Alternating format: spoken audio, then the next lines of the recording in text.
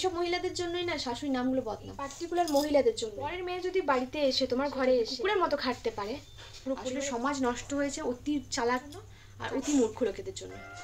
প্রায় 5 মাস পর আমার এই নতুন সংসারে ঠাকুর ঘরে ঠাকুর স্থাপন করলাম। হ্যাঁ, 5 মাস ধরে আমরা থাকছি, সবই ঠিক আছে, কিন্তু ঠাকুর ঘর ছিল না। কথাই আছে না, ভক্তি ভরে মন থেকে তুমি যে জিনিসটা চাইবে সেই জিনিসটাই তোমার হয়তো পূরণ হবে, কিন্তু সময় লাগে। আমারও বলতে পারো 5টা মাস সময় লেগে গেল এই ঠাকুর ঘর করতে আর নতুন করে এই সংসারটাকে গুছিয়ে তুলতে। 5 মাস মনে মনে একটা কথাই চিন্তা করেছিলাম, যা হবে হয়তো ভালোর জন্যই হবে। হ্যালো এভরিওয়ান, আমি বৃষ্টি। আমার এই ছোট্ট সংসারে তোমাদেরকে অনেক অনেক ওয়েলকাম। আজ তো হচ্ছে অক্ষয় তৃতীয়া, আর আজকের দিনটাই ভেবেছিলাম যে হ্যাঁ, আমি যদি ঠাকুর পাতি তাহলে আজকের দিনেই পাতবো। আর যেহেতু গপুকে নিয়ে চলে এসেছিলাম, তো সেই কারণে ভেবেছিলাম যে আজকের দিনটা সব থেকে ভালো হবে। তো সকাল সকাল ঘুম থেকে উঠে এখন বানাচ্ছি চা। হ্যাঁ গো, ভেবেছিলাম প্রথমে একদম উপোস টুপোস করেই ঠাকুর সব কিছু পাতাপাতি করবো, তারপরে যেহেতু আমার একটা মেডিসিন আছে সেটা কিন্তু আমাকে খেতে হবে। তো সেই কারণে খালি পেটে যে আমি পুজো করব সেটা আর হবে না। আর একটা কথা কি বলি, কোথাও কিন্তু লেখা নেই যে একদম উপোস করে খালি পেটেই তোমাকে পুজো করতে হবে, সবটাই নিজের কাছে। যতটুকু আমি শুনেছি সবার কাছ থেকে যে ভক্তি করে ঠাকুরকে ডাকলেই কিন্তু ঠাকুর কিন্তু শোনে, এত নিয়মকানুন কিন্তু ঠাকুর কিন্তু বানায়নি। যাই হোক, এখানে একটুখানি লাল চা বানাচ্ছিলাম একটু আদা দিয়ে। তারপরে দেখো এখানে দুজনের জন্য করেছিলাম, তো কিন্তু অর্কর যেহেতু হালকা ঠান্ডা লেগেছে সেই কারণে অর্ককে একটুখানি আদা দেওয়া চাটা দেবো। আর আজকে অর্ক স্কুল যেতে পারেনি, হালকা ঠান্ডা লেগে গেছে, ভালো রকমই হালকা না ভালো রকমই ঠান্ডা লেগে গেছে। সেই কারণে প্রীতম বলে আজকে পাঠাতেও হয় না, আজকের দিনটা একটুখানি রেস্ট নেক বাড়িতে। আর যেহেতু শনি রবিবার আছে, তো সেই কারণে বললাম যে ঠিক আছে ফ্রাইডেটা একটুখানি রেস্টই নেক, অসুবিধা নেই। তো এখানে দেখো সে চা খাবে বলে আবার তার জন্য আবার একটুখানি রেখেছি, সেই জন্য ওকে একটুখানি দিয়ে দিচ্ছি চাটা। আর প্রীতম গেছিলো হচ্ছে বাজার, সেই ফাঁকে সে বাজার আনতে গেছিলো বলতে সব গোপালের যা যা জিনিসপত্র লাগবে সকালবেলায় মানে পুজোর জন্য, সেই কারণে। আর দেখো সকালবেলায় যেহেতু ঝামেলা হবে সেই কারণে আমাকে বলে টিফিন করতে হয় না, এখানে গরম গরম কচুরি ভাজছে, আমি নিয়ে চলে যাচ্ছি। আসলে ও না এই সকালবেলায় বাজার যেয়ে যদি দেখেছে কচুরি পাওয়া যাচ্ছে, কী যে ভালো লাগে ওর কচুরি খেতে কে জানে। আর দেখো গুড়ের রসগোল্লাও নিয়ে এসছে আজকে। আর মিষ্টির সাথে কে মানে চা খায় কে জানে, এ প্রথম আমি দেখছি চায়ের সাথে মিষ্টি খাচ্ছে। তো অর্ককে জানো তো কচুরি দেবো না, অর্ককে জল মুড়ি এসব খাওয়ানো হয়েছে, কারণ জ্বরটা হালকা রয়েছে, তো সেই কারণে ভাবলাম যে ওটাই খাক হালকা করে, কিন্তু সে তো শুনবে না। আর এখানে প্রীতম যে কোনো কিছু খাবার মোটামুটি মাঝে মাঝেই আমাকে খাইয়ে দেয় বা আমি ওদেরকে খাইয়ে দিই সেরকম। তো এখানে অর্ক এরকম করে, আর এটা বলতে পারো আমাদের ফ্যামিলি টাইম যেটুকু। তো যাই হোক, এখানে স্নান টান করে চলে এসেছি আমি। আর এখানে স্নান টান করে এসে আমি এখন ঠাকুর ঘরটাতে সুন্দর করে এবার ঠাকুরকে সব স্থাপন করব। তো ভাবলাম ছোট্ট করে একটা তোমাদের সাথে ভিডিও শেয়ার করে দিই। আমার মা বাবা সবাই বলতে পারো বাড়িতে একজন ঠাকুরের বড় বড় ভক্ত বলতে পারো। যত নিয়মকানুন হয়তো আমার বাবা মা জেঠু এরা সবাই খুব ঠাকুর দেবতা মানে, সত্যি কথা বলতে। আর যেহেতু আমার বাবার বাড়িতে একটু ঠাকুর দেবতার মানামানিটা একটু বেশি প্রচলন ছিল, তো সেই কারণে ছোটোতে মানামানি করতাম, কিন্তু অতটা যে বিশাল মানে উপোস এইসব আচার করেছি তা না।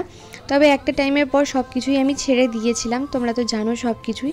তারপরে আবার আস্তে আস্তে অর্ককে পাওয়ার পর থেকে আমি আস্তে আস্তে ঠাকুরের প্রতি আবার ভক্তিটা এসেছিল।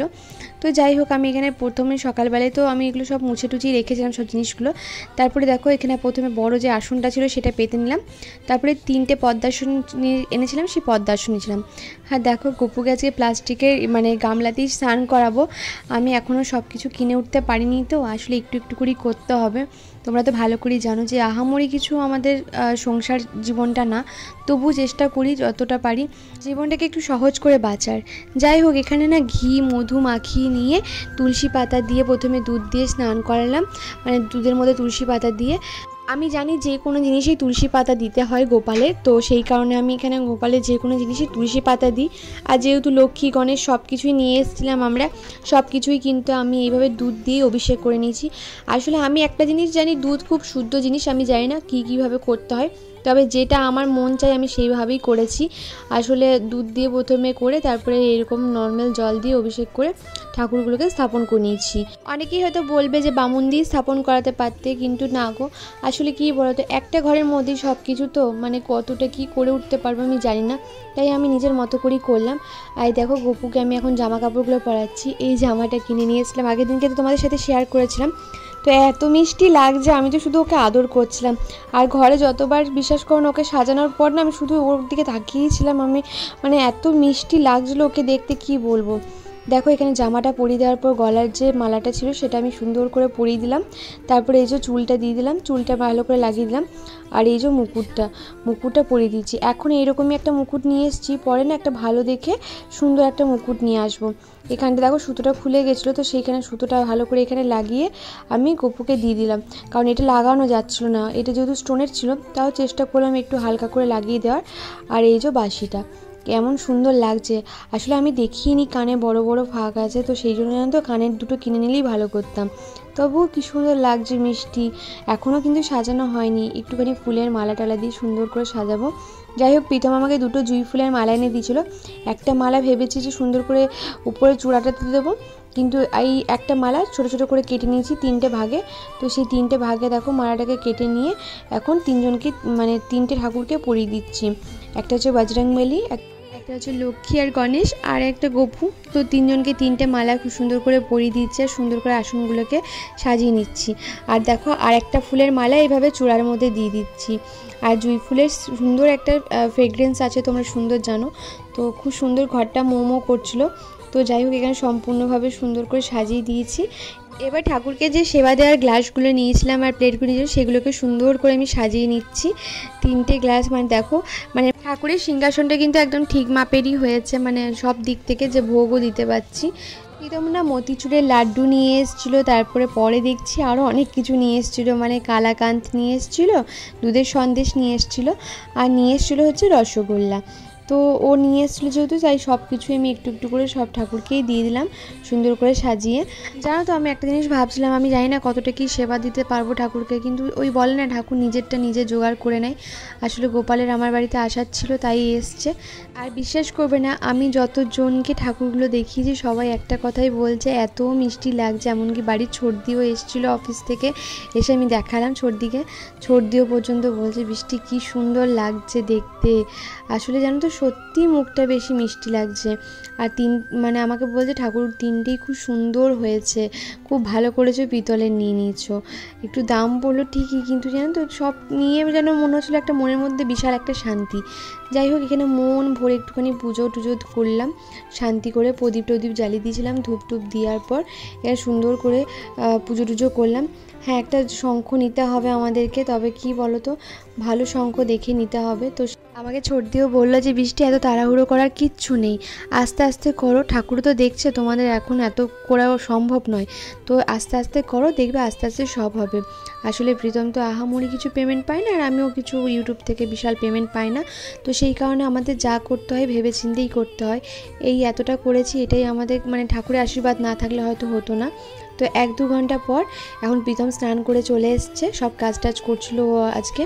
তো এখানে প্রসাদগুলো আমি দিয়ে দিচ্ছিলাম, তো দিদিদেরকে প্রসাদ দিয়ে এলো, আর আমাদের জন্য প্রসাদ রাখলাম। আর আমি ভোগের মানে যে ভোগের থালাগুলো ছিল সেগুলো আমি তুলে নিচ্ছি, কারণ এগুলো ধুয়ে রেখে দেবো, আবার বিকাল দিকে সন্ধ্যে দেওয়ার সময় দেবো। আর এখানে অর্ককেও একটু খাইয়ে দিচ্ছি। তো এখানে দেখো নিচে নেমে করছিলো, আর অর্কর জ্বরটা একটুখানি কমেছে। তো প্রীতম বলে সবই তো ঠিক আছে, একটুখানি দইয়ের ঘোল বানাতে। তো আমি এখন না বসে বসে ওই দইয়ের ঘোলই বানাচ্ছিলাম। রান্না বলতে আজকে জানো তো পুরোপুরি সেদ্ধ ভাত হয়েছে, ডাল হয়েছে, একটু আলু মাখা হয়েছে, তেমন কিছু করিনি। আসলে ঠাকুরের কাজগুলো ছিল তো, আর আমি যদি ঠাকুরের কোনো কাজ নিখুঁতভাবে করতে চাই না, আমার 1-2 ঘন্টা লেগেই যায় বলতে পারো। মানে আস্তে আস্তে করি তো, সব কিছু গুছিয়ে বাগিয়ে কোনটা মানে সুন্দর লাগছে, কীভাবে সুন্দর লাগছে সেটা। তো আগের দিনকে অনেকেই বলেছিল দিদি দইয়ের ঘোলটা কীভাবে বানিয়েছো একটু জানিও গন্ধরাজ লেবু দিয়ে। তো এখানে টক দই নিয়েছি, আগের দিনকে জিজ্ঞেস করেছিলে, তো এটা হচ্ছে টক দই নিয়েছি, তার মধ্যে একটুখানি মিষ্টি আর বিট লবণ দিয়েছি, আর এই যে গন্ধরাজ লেবুর খোসাটা আছে সবুজ কালারের, সেই খোসাটা দিচ্ছি, আর দিচ্ছি হচ্ছে গন্ধরাজ লেবুর রস। ব্যাস, এটাকে ভালো করে প্রথমে ফাটিয়ে নিতে হবে। তোমরা মিক্সার গ্রাইন্ডারে একসাথে মানে ব্লেন্ড করে নিতে পারো। তো তারপরে আমি এখানে নর্মাল জল দিয়ে এটাকে করছি, কারণ অর্ক খাবে তো সেই কারণে, ঠান্ডাটা দেবো না, তো নর্মাল জল দিয়েই করছি। তো 3 জনের দেখো 3 গ্লাসের মতো, বেশি হয়েছে একটুখানি। তো এখানে 3 জনের 3টে গ্লাস নিয়ে চলে এসেছি। এবার আমি একটু খেয়ে মিষ্টিটা চেক করে নিলাম যে সব ঠিক আছে, মানে খুব মিষ্টি আমরা খাই না, তো সেই কারণে মিষ্টিটা চেক করে নিলাম। তো এখানে প্রীতম দেখো খেয়েই যাচ্ছে, আমি দিয়ে যাচ্ছি আর ও খেয়ে যাচ্ছে। দুপুরে খাওয়া দাওয়া করে একটা টেনে ঘুম দিয়েছিলাম জানো তো। আজকে মোটামুটি আমাদের কোনো রকম ভিডিও করতেও ইচ্ছা করছিল না, কোনো কিছুই না, মনে হচ্ছিলো একটুখানি নিজেদের পরিবারের সাথে একটুখানি টাইম স্পেন্ড করি। তারপরে যাই হোক একটুখানি সন্ধ্যেবেলায় উঠলাম, উঠে পরে ঠাকুরের আবার একবার সন্ধ্যে দেখাবো। সকালে সেবাটা প্রীতম দেবে, আর ভেবেছি দুপুর দিকে মানে আমি স্নান টান করে একবার বেলা দিকে আর এই সন্ধ্যের টাইমে সেবাটা আমি দিয়ে দেবো। তো এখন দিচ্ছি কাজু, হ্যাঁ কাজুই ছিল, কাজুই দিয়েছি গপুকে, আর সাথে দিয়েছি জল। হ্যাঁ গো, আমি আগেও তাই করতাম, কাজু দিতাম আর জল দিতাম, বা কোনো দিন চকলেট দিতাম, যেদিন যেমন মানে পারবো সেদিন সেরকমভাবেই দেবো আমি। তারপরে আমি নর্মালি যেভাবে সন্ধে দেখাই সেইভাবেই সন্ধেটা দেখিয়ে দেবো। আসলে আমার না এই জায়গাটাই হয়ে উপরে উপরে হয়ে না খুব ভালোই হয়েছে জানো তো, কারণ নিচে করলে না অসুবিধা হতো অনেকটাই ভেবে। তো আমি ওইটাই ভাবছিলাম বসে বসে যে নিচে যদি আমি ঠাকুরের সিংহাসনটা রাখতাম আমার খুব প্রবলেম হয়ে যেত, কারণ বসে ঠাকুর পুজো করা আসলে আমাদের ঘরের স্পেসটা যতটা তোমাদের ক্যামেরাতে বড় লাগে না ততটাও কিন্তু আমাদের বড় না, একদমই শুরু হতে না হতেই শেষ হয়ে যায়। আসলে মনে হয় অনেকটা বড় না ঘরটা। তো যাই হোক, এখানে প্রদীপটা দেখিয়ে দিলাম আর সাথে দিয়ে দিচ্ছি এই যে ধূপ। আর হ্যাঁ, মায়ের কাছে আমাদের এখানে ঠাকুর বলতে দেখো আমাদের ইচ্ছা তো ছিল অনেক কিছু ঠাকুর কিনবো, কিন্তু কিনিনি। তার কারণটাও বলে দিই তোমাদেরকে, এখানে কিন্তু আমাদের মন্দিরে সবই ঠাকুর আছে, তো সেইখানে যেহেতু আমরা দুবেলা করে ধূপ সন্ধে সবই দেখাই, তো সেই কারণে আমরা অতটা মানে এতটা ঘরের মধ্যে যে কটা ঠাকুর দরকার পড়বে সেই কটাই আমরা পেতেছি। এখানে দেখো মা দুর্গার পিকচারে সব রকমই ঠাকুর থাকে, মা দুর্গা থাকে, গণেশ থাকে, কার্তিক, তারপরে মা লক্ষ্মী, সরস্বতী সবই তো আছে। তো যাই হোক, এখানে সবাইকে ধূপ টুপ দেখিয়ে এবার চলে যাব আমি মন্দিরে সন্ধে দেখাতে। আর এখানে না প্রীতমই পুরো ক্যামেরাটা করে দিয়েছে, আমি কিন্তু বলিনি ওকে, কারণ তোমরা তো সাধারণত দেখো আমি স্ট্যান্ডে রেখি ক্যামেরা ভিডিও করি। তো যেহেতু আজকে ও বাড়িতে ছিল তো ও খুব সুন্দরভাবে বললো যে না আমি করে দিচ্ছি, মানে ও নিজের থেকেই করে দিয়েছে। তো তারপর আমি দেখলাম যে না ঠিকঠাক, মানে আমি তো ও ঠাকুর ঘরের দিকে সন্ধে দেখাতে চাই, সেটা তো তোমাদের সাথে শেয়ার করা হয় না, আসলে ফোন নিয়ে তো আর ঠাকুরকে সন্ধে দেখাতে যেতে পারি না, তো সেই কারণে শেয়ার করা হয় না। তো ও যেহেতু ছিল আজকে, তো ও পেছন ক্যামেরাটা নিয়ে গিয়ে আমাকে মানে সুন্দর করে দেখিয়ে দিল। আর অনেকেই বলবে দিদি তুমি এইভাবে শাড়ি পরেছো কেন?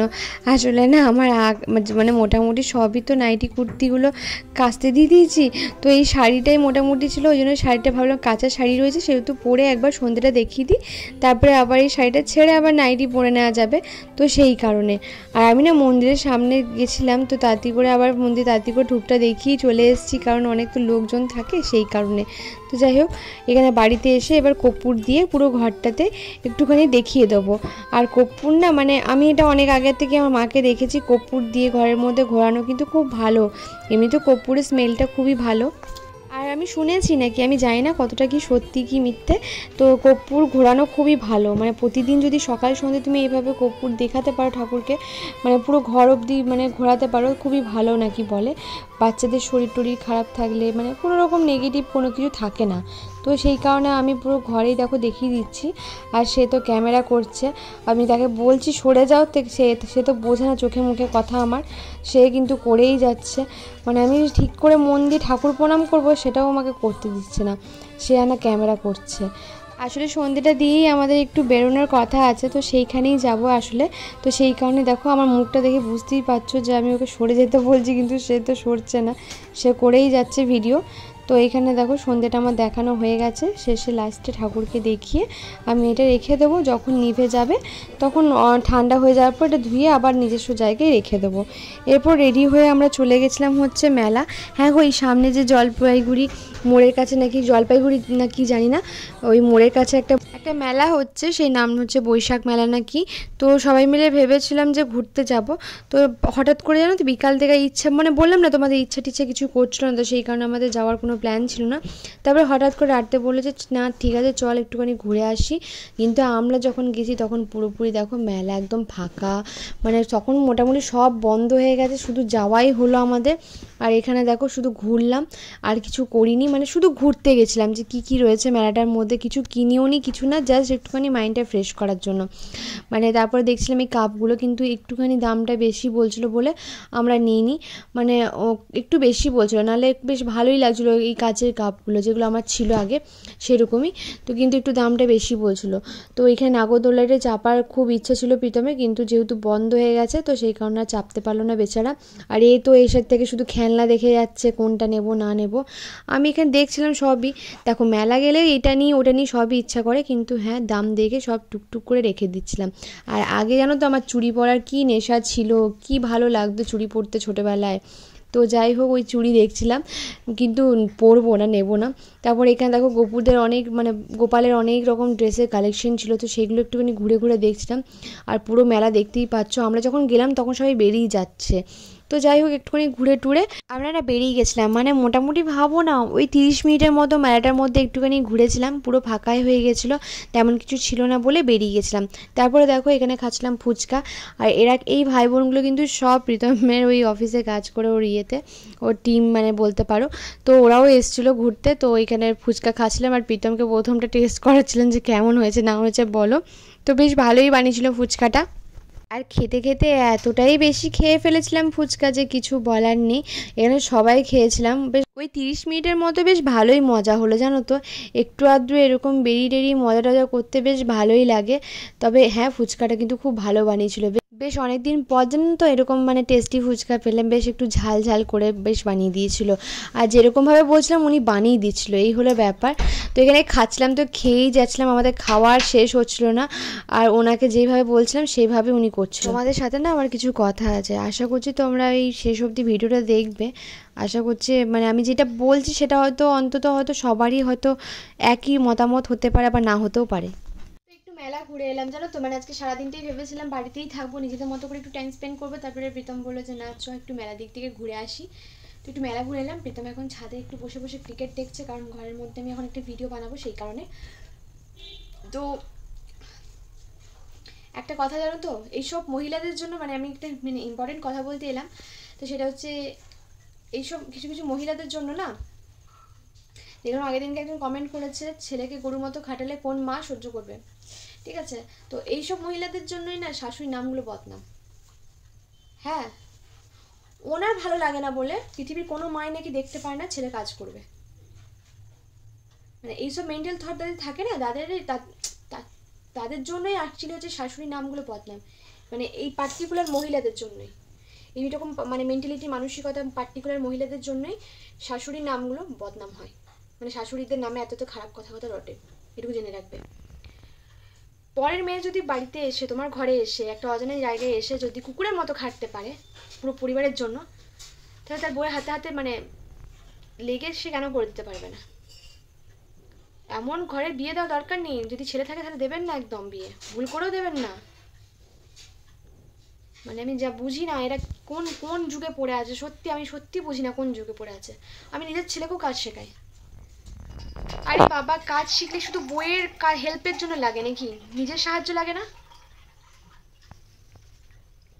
এই মানে কি বলবো, মানে সত্যি বলো, এদেরকে যত বলবো না মানে তত নিজেদের মুখ মানে নষ্ট, এই আর কি, কিছু বলার নেই। আর সবসময় মনে রাখবে, অনেকে বলে একার সংসারে কাজ থাকে না। এসো আমার ঘরে কাজগুলো এসে করো, তাহলে বুঝতে পারবে একার সংসারে কাজ থাকে না থাকে না। মোবাইল টিপে তোমরা ভিডিও দেখো, আমি সেখানে ভিডিও দেখি না, সত্যি কথা দেখি না। আমি ভিডিও করি প্লাস এডিট করি প্লাস সংসারে কাজ করি, ছেলেকে দেখি, তার সাথে সাথে প্রীতম অবশ্যই আমাকে হেল্প করে। প্রীতম যদি আমাকে হেল্প না করতো আমার পক্ষে সম্ভব হতো না। আর এমন নয় যে হেল্প না করলে আমি পারবো না, আমি একা হাতে আগেও সংসার সামলেছি, চারিদিকেই পটু ছিলাম। এখন আমার যদি হাজব্যান্ড বলে নিজের থেকে যে না আমি তোমার হাতে হাতে করে দেবো, আমার তো ভালো, এটা তো আমার ভালো প্লাস পয়েন্ট বলতে পারিনি। সে আমাকে ভালোবাসে সেই জন্য সেটা করছে। আর একটা কথা তোমাদেরকে আরও একটা কথা বলি, সেটা হচ্ছে যে অনেকে বলছো না যে এরকম, তো দেখো সেটাই দেখো প্রীতম আমাকে কেমন ভাবে বলে না যে আমাদের বড়রা তো করে না, সেটা তোমাদের প্রবলেম, তোমাদের বড়রা করে দেয় কি করে দেয় না সেটা আমার দেখে লাভ নেই। আমার বড় করে দেয়, আমি যথেষ্ট হ্যাপি সেটার জন্য। তোমাদের বড়রা করে দেয় না বলে বাকিরা বড়রা করবে না, তারা ভেড়া হয়ে যাবে, তা তো হয় না। ভেবে দেখবে যারা সংসারে কাজ জানে তারা ভেড়া, না যারা জানে না তারা ভেড়া, এটুকু জেনে রাখবে। এটুকু তুমি ভেবে বলবে, মানে নিজেদের বিবেক জ্ঞান থেকেই বলো কথাগুলো, তাহলেই বুঝবে কোথায় যে কাজের মানে পার্টিকুলার যে লেখা আছে কে জানে যে সংসারের কাজ শুধু মেয়েরাই করে ছেলেরা করে না, আর বাইরের কাজ শুধু ছেলেরা করে মেয়েরা করে না, জানি না কোথায় লেখা আছে। যাই হোক, এসব মানে মূর্খ লোকেদের সাথে যত তর্ক করবো ততই বোকামো। আসলে সমাজ নষ্ট হয়েছে অতি চালাক লোকেদের জন্য আর অতি মূর্খ লোকেদের জন্য। এই দুটো লোকেদের জন্যই এই সমাজটা নষ্ট হয়েছে, আর কিছু না।